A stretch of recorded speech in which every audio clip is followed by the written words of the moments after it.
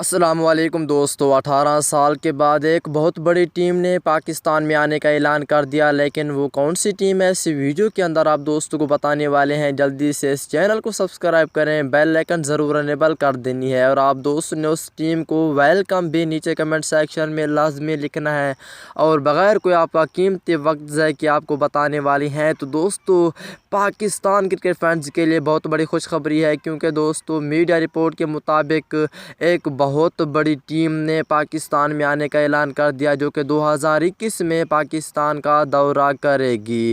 تو دوستو، پاکستان کو آئندہ سال ستمبر میں 3 ون ڈے اور 3 T20 میچز میں نیوزی لینڈ کرکٹ ٹیم میزبانی کرنا ہے۔ پاکستان نے اس دورے کے حوالے سے امید کی کرن نظر آنے لگی۔